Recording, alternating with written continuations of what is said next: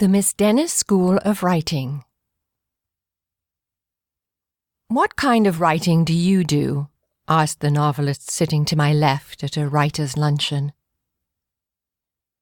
"I work for a newspaper in Baltimore," he was told. "Oh, did you go to journalism school?" "Well, yes." "Columbia?"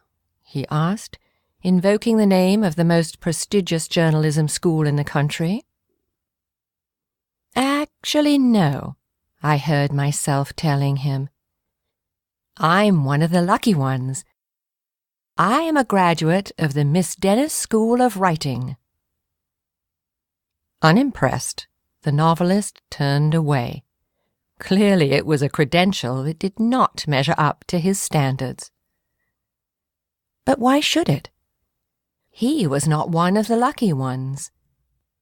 He had never met Miss Dennis, my 9th grade creative writing teacher, or had the good fortune to be her student. Which meant he had never experienced the sight of Miss Dennis chasing Dorothy Singer around the classroom, threatening her with a yardstick, because Dorothy hadn't paid attention, and her writing showed it. "You want to be a writer?" Miss Dennis would yell, out of breath from all the running and yardstick brandishing.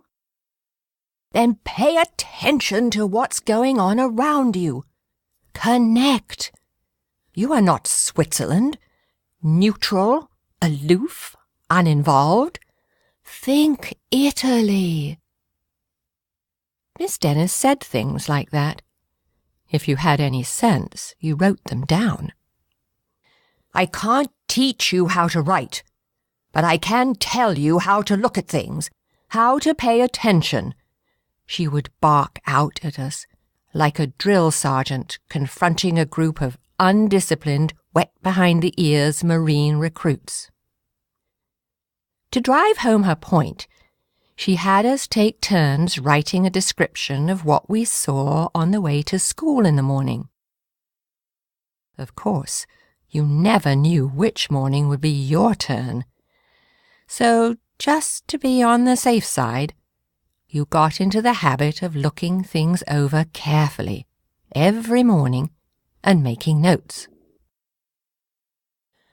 "Saw a pot of red geraniums sitting in the sunlight on a white stucco porch.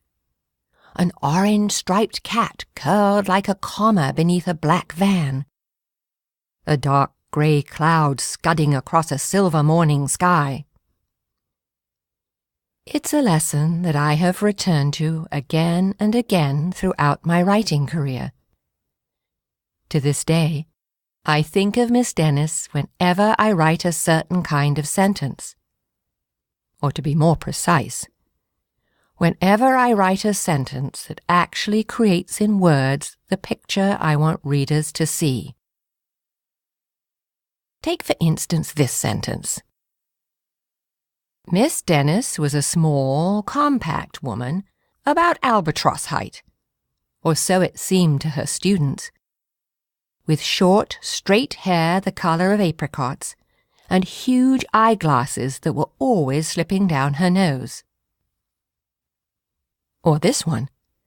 Miss Dennis always wore a variation of one outfit, a dark-coloured, flared woolen skirt, a tailored white blouse, and a cardigan sweater, usually black, thrown over her shoulders and held together by a little pearl chain. Can you see her? I can, and the image of her makes me smile still.